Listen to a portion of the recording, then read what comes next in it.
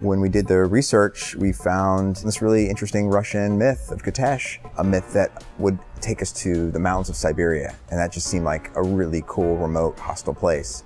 And that became a great foundation for our story and gave us a landscape that was new for us, and it required a whole new set of technology for us to bring it forward.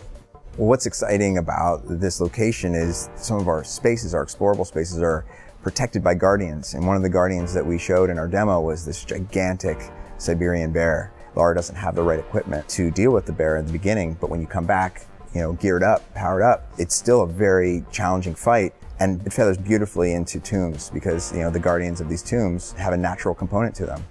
We have a nice mix of animals as well as people who are not local to the terrain. Of course, as a Tomb Raider game, there are supernatural elements, but animals are very much as grounded as we possibly can make them. That animal ecosystem is essential to the overall narrative and gameplay ecosystem.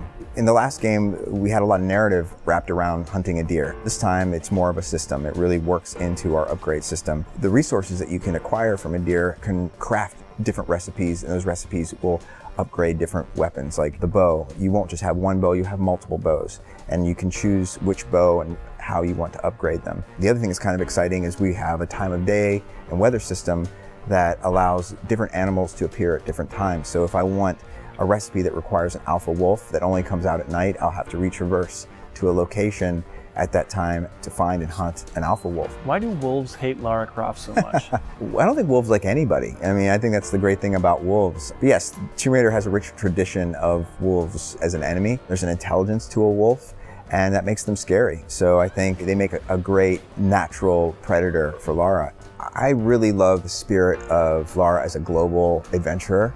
But at the same time, with the last game, we established this one location. And what was great about that was you felt like you really got to know it. You got to learn it. And when you retraversed the space and you mastered it and you came back with better tools, and it's that loop of feeling overwhelmed to challenge then to mastery that I think has brought a new dimension to Tomb Raider.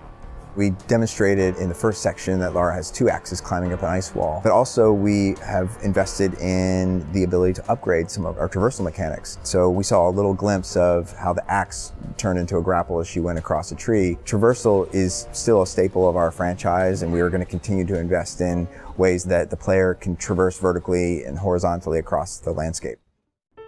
We worked about 6 months on generating the technology we have for traversable snow in our game. We've invested a great deal into our effects system to make sure that you're seeing swirling snows in the air and off the ground and avalanches and things that just look tremendously interactive, crumbling ice walls. And of course, you saw the snow technology. When Lara's making trenches in the snow, it's a very believable, interactive experience.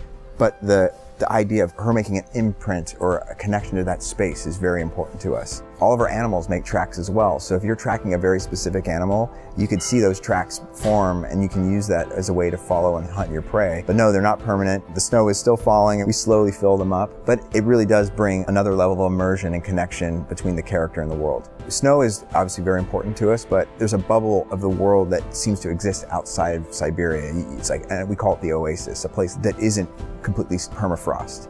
And this oasis, which we're not going into a lot of detail about, but just know that different weather, different temperatures are important to make sure that we're not going with one single look throughout the entire game.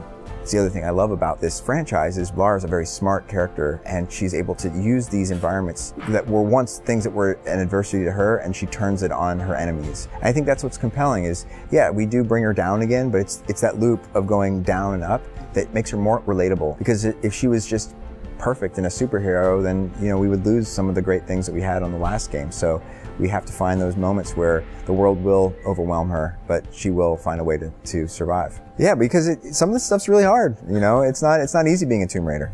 I think we're going to be delivering a Tomb Raider experience that you would have dreamed of. The sophistication we're bringing to gameplay is as much as the sophistication as we're bringing to the graphics, and I find that extremely exciting.